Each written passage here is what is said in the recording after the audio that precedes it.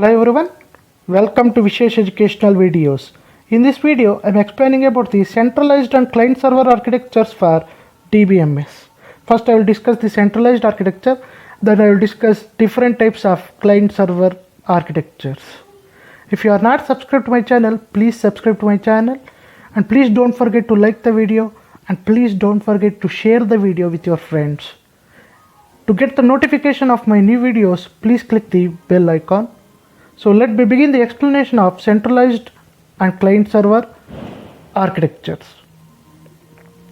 So this is the diagram for centralized architecture.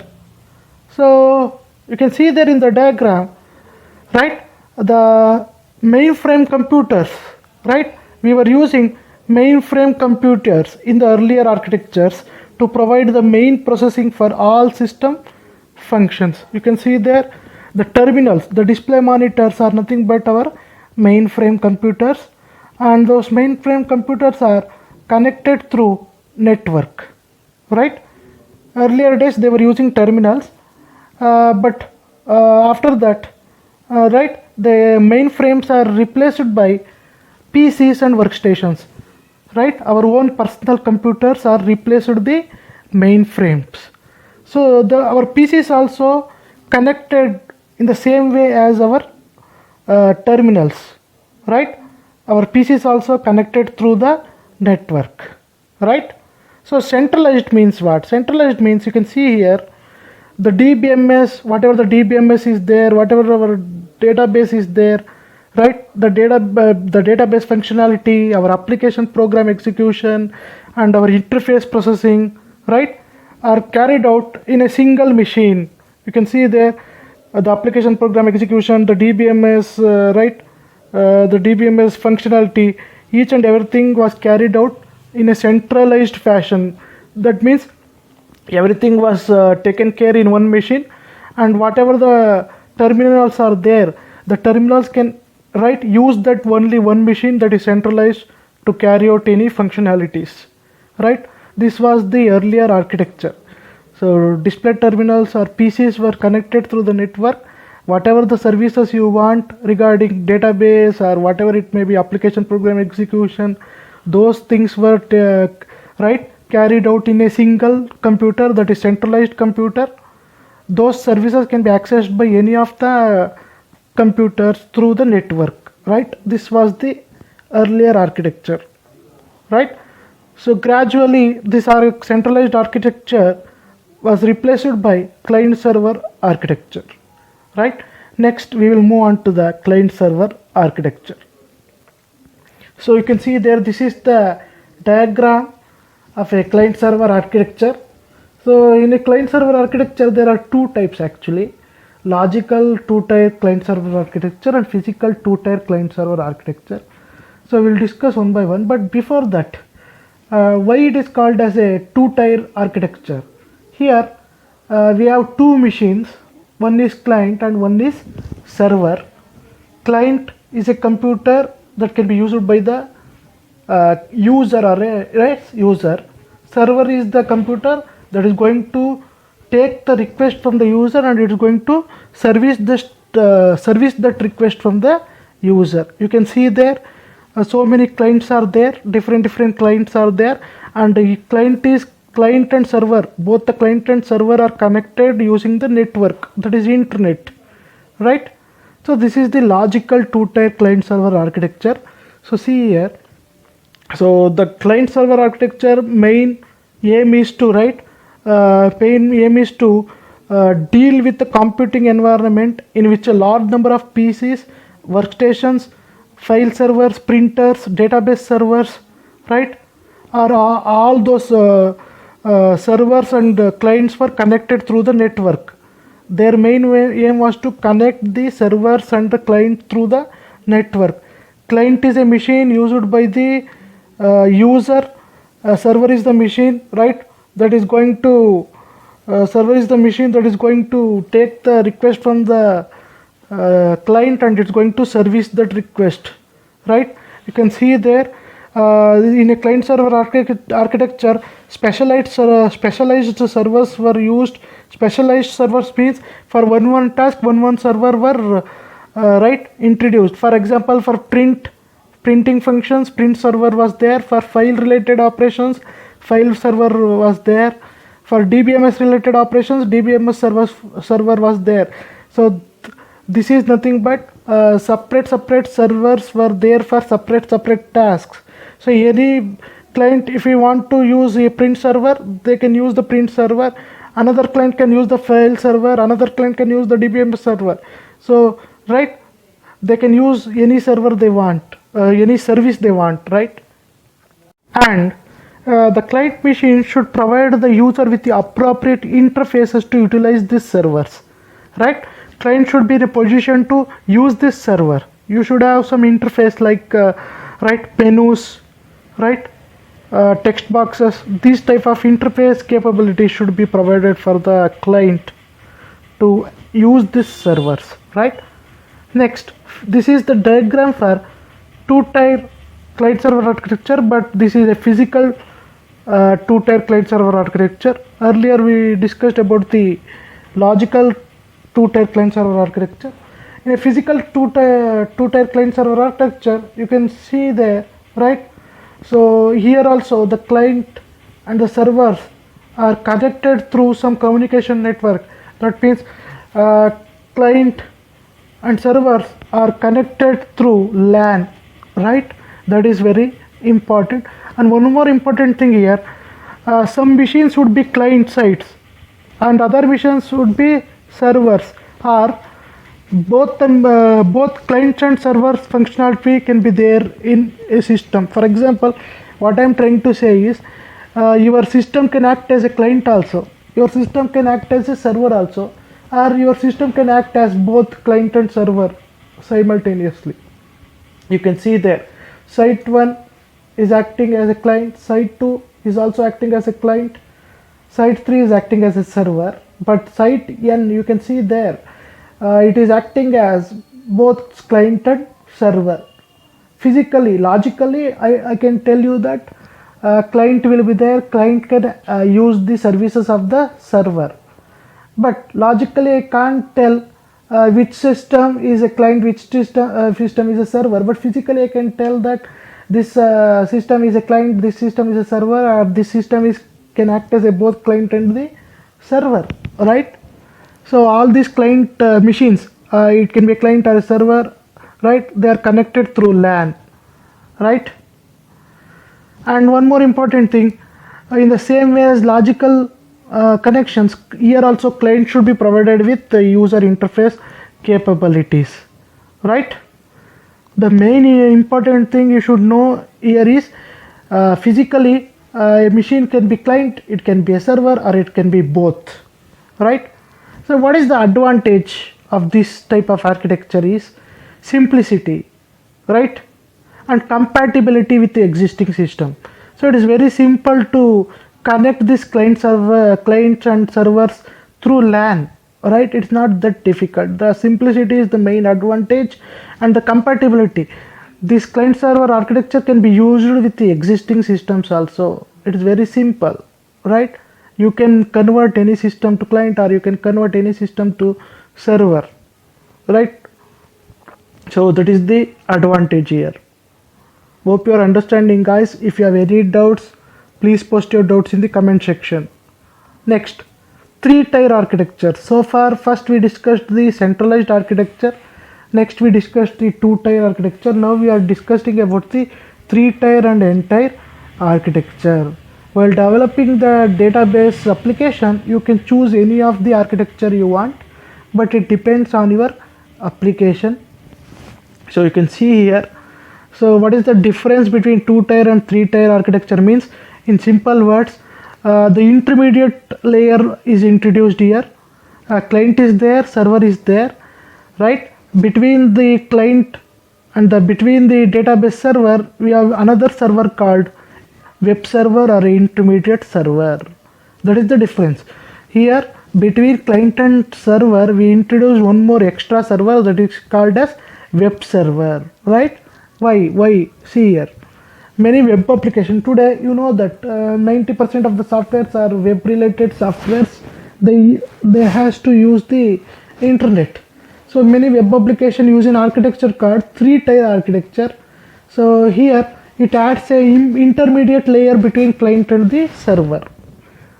You can see there in the diagram we have a web server, that is the intermediate layer between client and the actual database server. So why this intermediate layer or middle tier is called the application server or the web server. This server mainly plays an intermediary role by running application programs and storing business rules. Now you can ask a question, what is this? Running application programs means, for example, assume that you are using a Google, right? Assume that you are using a Google.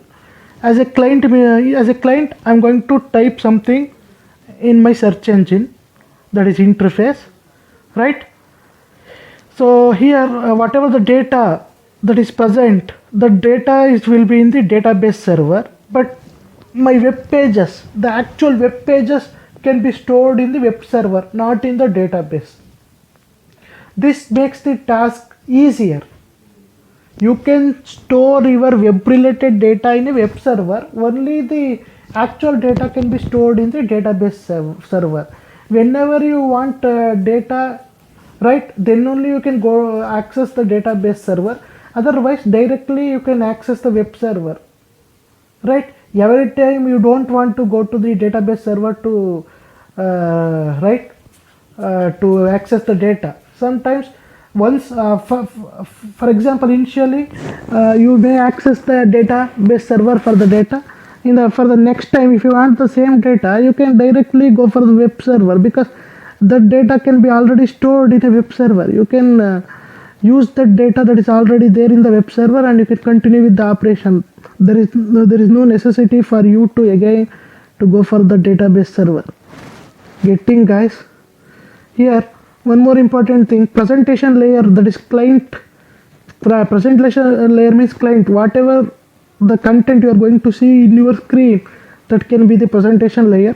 Business layer logic means that is your business. For example, in a web server, if a bank database I am using, means bank web pages will be there. If I am using a university database, university web pages will be there. You can see there business logic changes, businesses are going to change. So web server is going to store the different web pages, but database servers only going to store the data related to that services. For example, bank related data will be there also in the database, university related data will be also there in the database, right? So that web server content can access the data that is related to their applications. If you need banking data related data, you can the web pages related to banking can access the data. So business logic means it's purely related to the web pages, right? Data will be there in the database server, right? So this server plays an intermediate role. The application programs, everything will be taken care by this layer, right? So these application programs can use it to can use the database server to access the data. Hope you are understanding, guys. So data will be there in the database server. Your application, your website will be there in the web server. Your website can access the data in the database server, that is in the web. Your application that is in the web server, right? Your application can access the data that is present in the database server by sitting on the web server. Your web pages will be on the web server. Hope you are understanding, guys. If you have any doubts, please post your doubts in the comment section, right? Why? What is the necessity of doing like this, right? Mainly it will improve the database security. Why? Means directly I'm not going to allow the client to access the database. Before that, I can ask the client to give the proper username and password in a web server. Whatever the username and password things, the authentication, the authorization task, that can be carried out by the web server. Once you are sure that this user is a proper user or a genuine user, you can give the access to the database server. Hope you are understanding now, right? Directly I can't give the access to the user, right? If I don't have the intermediate layer, then I can then I have to, right, give the access directly. If there is a web server layer, the intermediate layer, application will be there in that layer. Only the authentication is passed means then I can give the access to the database. Hope you are understanding, guys. Right? Clients means our machines. How we will interact with the database means using a GUIs, that is menus, forms, text boxes, like that. Right? The intermediate server, what it does, it accepts the request from the client, processes the request, and sends the database queries and commands to the database server. Hope you are understanding. Our application will be there in the web, our website will be there in the web server. It will take the request from us, it will process it, then only it will